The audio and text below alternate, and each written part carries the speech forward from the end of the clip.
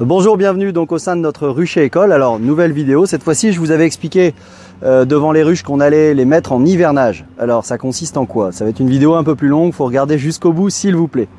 La première chose c'est que je vous avais expliqué, on fait de la fumée. Alors c'est du foin dedans, on allume avec un carton puis on met du foin. Et puis on va venir mettre cette fumée, vous voyez, devant la ruche. Ça va servir à quoi? Tout simplement, la reine qui est à l'intérieur va recevoir le message qu'il y a un problème. Vous imaginez, il y a de la fumée. Donc elle va dire aux abeilles, attention, concentrez-vous, on vient nous cambrioler.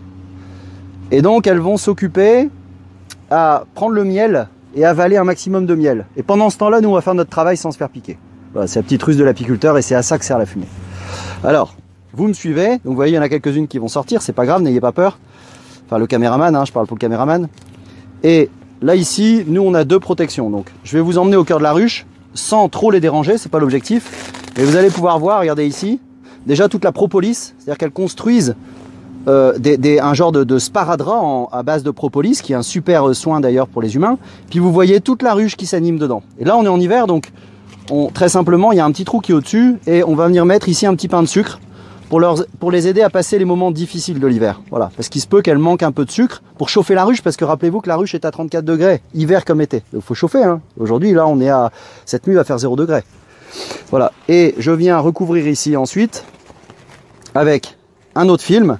Je vais venir mettre une hausse vide. Vous voyez, je prends une hausse vide, je viens la mettre au-dessus. Hop, voilà. Je vais bien fermer tout ça. Je vais venir mettre, vous pouvez venir voir, hein, ici, du journal, voilà, qui va faire écran. Alors là c'est des revues financières, la bourse, tout ça, vous avez compris. Ça sert pas à grand chose, donc voilà, je les mets dans mes ruches. Et puis ça va venir créer une barrière en fait, hein, une barrière thermique qui va venir du coup tenir la ruche au chaud en plein hiver. Voilà, très simplement la mode, tout ça, vous voyez, les vacances. Ah, vous avez compris. Ben, on froisse tout ça et puis on met tout ça dans la rue, voilà, comme ça. Regardez, hop. Feuillet volé d'un manuscrit, tac, regardez, tac, la comédie, tout ça, voilà, hop, tout ça dans la ruche. Comme quoi ça sert, hein, ces choses-là. Voilà. Et puis alors ensuite, on va prendre. Bon, nous on met en plus une petite couverture parce qu'on aime bien qu'elles aient vraiment chaud. Donc une petite couverture au-dessus de tout ça, voilà, tac. Encore une couverture. Vous avez vraiment bien chaud cet hiver. Tac. Voilà. Au-dessus, je viens mettre la plaque qui d'habitude me sert à être posée sur ma ruche, mais que là, je vais pas utiliser l'hiver. Vous voyez, elles sortent, hein, elles sont curieuses, hein, je viens de voir. Bon, on prendra peut-être une petite piqûre au passage, mais c'est pas grave. Parce que la piqûre d'abeille, c'est ce qu'il y a de meilleur avec la gelée royale. C'est ce que l'abeille peut vous donner de meilleur. Voilà. Et puis là, on va fermer tout ça. Et on rentre en hivernage la ruche, on va la sangler, et on est parti pour l'hiver.